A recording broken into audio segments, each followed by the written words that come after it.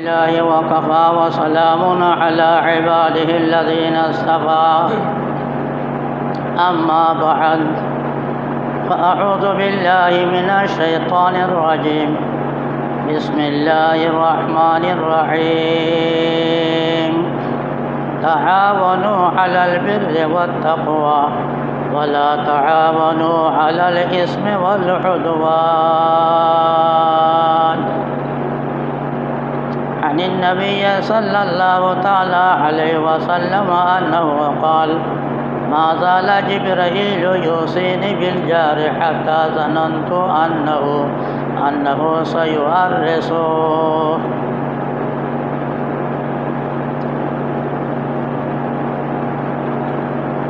اللہ جل شانہ نے فرمایا تعاونوا علی البر والتقوی، ایک دوسرے کی مدد کرو نیکی پر اور تقوی پر. جہاں کوئی نیک کام ہو رہا ہو اس نیکی کے کام میں مدد کرو. وہ جماعت کی صورت میں کوئی آیا ہو، یہ جماعت والے نیک کام کرتے ہیں تو جماعت والے جب نیک کام کرتے ہیں تو اس میں جہاں تک ہو سکے تم بھی تعاون کرو، مدد کرو. وَلَا تَعَاوَنُوا عَلَى الْبِرِّ وَالتَّقْوَى، کسی اور دوسرے صورت میں کوئی نیک کام ہو رہا ہو وہاں بھی مدد کرو. وقت ضرورت جہاں کوئی ضرورت پڑے مدد کی اس میں مدد کرو. وَلَا تَعَاوَنُوا عَلَى الْإِثْمِ وَالْعُدْوَانِ، مگر گناہ میں مدد نہ کرو. اللہ کے نافرمانی میں مدد نہ کرو.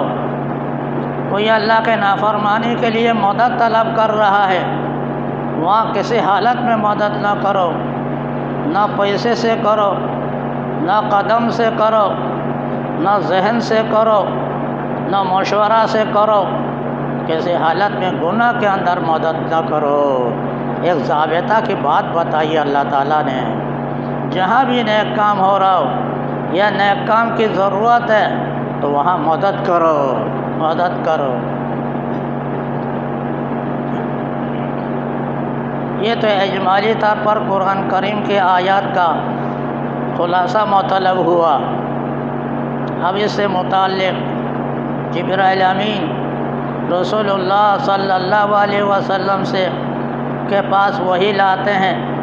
وہ فرماتے ہیں اسی سلسلے میں ما زال جبرائیل یوصینی بالجار حتی ظننت انہ سیؤرسہ. جبرائیل امین میرے پاس وہی لے کر آتے رہے اور آتے رہے اور آتے رہے. جب بھی آتا ہے مجھے پڑوسی کے بارے میں احسان کرنے کا، پڑوسی کے ضرورت کے مطابق مدد کرنے کا حکم دیتا رہا. جب بھی آتا رہا پڑوسی کے بارے میں وقت ضرورت مدد کرنے کے بارے میں حکم دیتا رہا حتی ظننت انہ سیؤرسہ، یہاں تک کہ مجھے گمان ہو گیا کہیں ایسا نہ ہو پڑوسی کو وارث بنا نہ دے. جیسے بھائی بہنوں میں وارث ایک دوسرے کے وارث ہوتا ہے، باپ بیٹے میں ایک دوسرے کے وارث ہوتا ہے، قرابت رشتہ داروں میں ایک دوسرے کے وارث ہوتا ہے. یہ تو اللہ تعالیٰ نے وارث بنا دیا. تو یہاں جبرائیل امین پڑوسی کے بارے میں خیر خواہی کرنے، ان کی مدد کرنے، ضرورت کے مطابق ہاتھ بٹانے کے سلسلے میں مجھے وصیت کرتا رہا یہاں تک کہ مجھے گمان ہونے لگا کہیں ایسا نہ ہو کہ اللہ تعالیٰ پڑوسی کو وارث بنا نہ دے، بھائی بہنوں میں داخل نہ کر دے. تو معلوم ہوا پڑوسی کا کتنا بڑا حق ہے.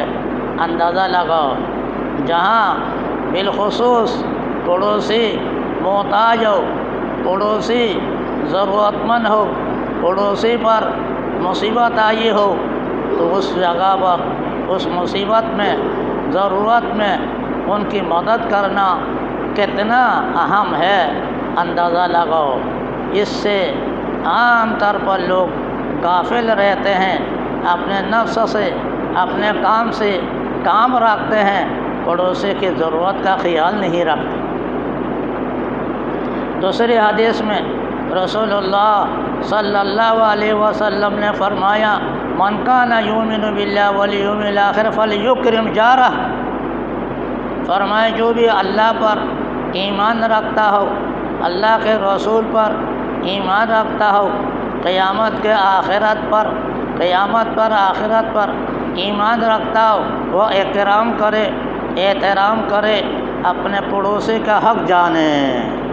پڑوسی کا کتنا حق ہوتا، کتنے ضرورت مند پڑوسی کی ضرورت میں مدد کرنے کی ضرورت پڑتی ہے، اس کا خیال رکھا کرو، ایسا نہیں وہ تو ضرورت مند تڑپتا رہے، مصیبت میں پھنسا ہوا ہوتا رہے، آسمان کے تلے بے سہارا پڑا رہے، اور آپ اور ہم اس سے بے خبر رہے، ایسا نہ ہو۔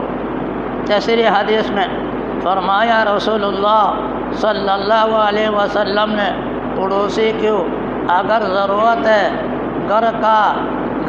گھر میں سے، چھت میں سے ایک لکڑی آپ کے دیوار پر سہارا کے لیے رکھنے کی ضرورت پڑے تو اگر آپ کی دیوار مضبوط ہے منع نہ کرو۔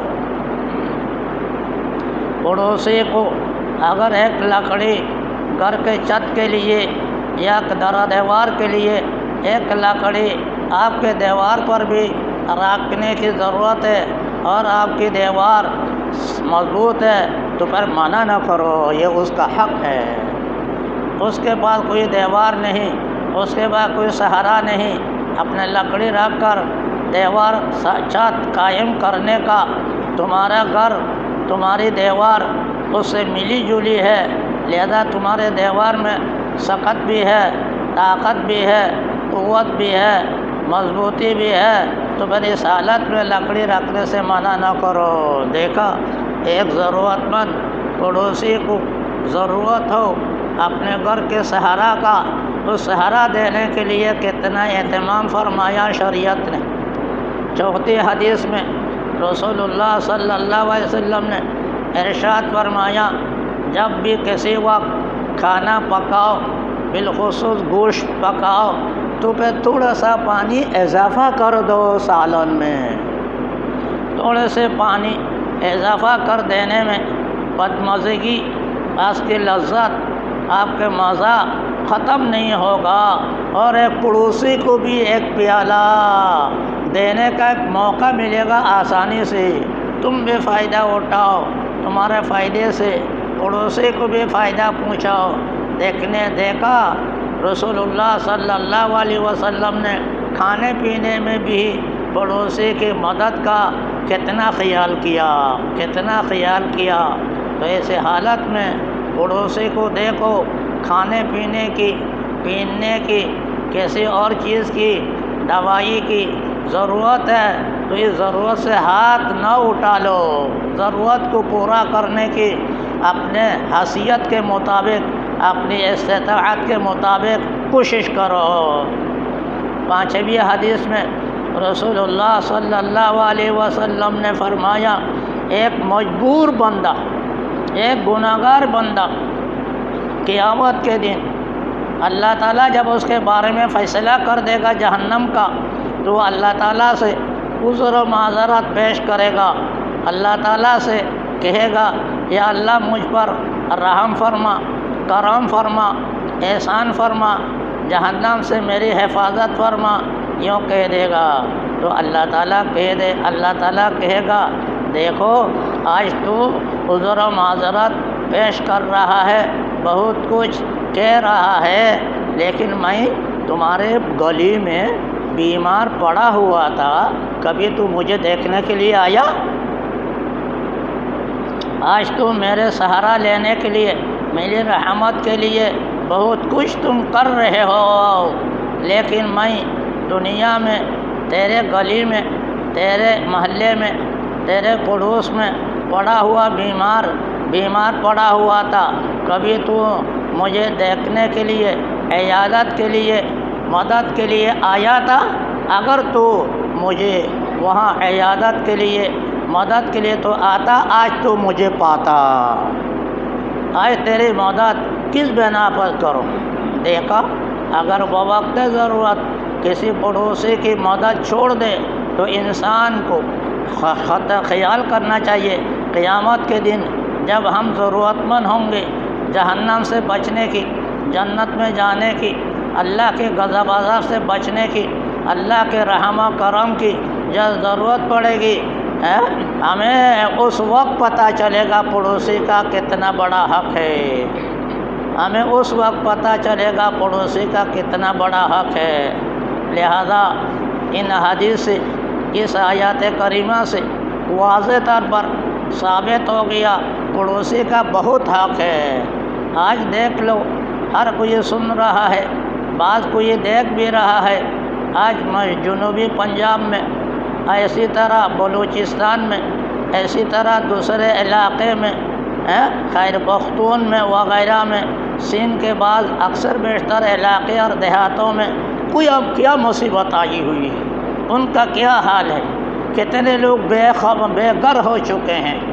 اب ایسی حالت میں بارش کے زمانے میں وہ بے چھت بے لاگھر آسمان کے تلے پڑے ہوئے ہیں، نہ کھانے کی اسباب ہے، نہ علاج معالجہ کے کوئی سبب ہے، نہ ان کے ضرورت پورا کرنے کے لیے کوئی ضرورت مند ہے۔ دیکھو، اگرچہ بعض لوگ کراچی سے کر رہے ہیں الحمدللہ، اللہ تعالیٰ ان کی مزید در مزید اور مدد فرمائے، لیکن وہ کیا نمک میں، آٹے میں نمک کے برابر ہے۔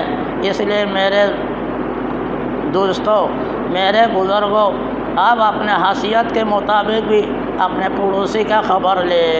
وَاتَّقُوا يَوْمًا فِتْنَةً لَا تُصِيبَنَّ الَّذِينَ ظَلَمُوا مِنكُمْ خَاصَّةً، ایسی مصیبت سے بچنے کی کوشش کرو، اللہ تعالیٰ ناراض ہوگا تو مصیبت کو عام کر دے گا، اس وقت پھر آپ کو افسوس ہوگا۔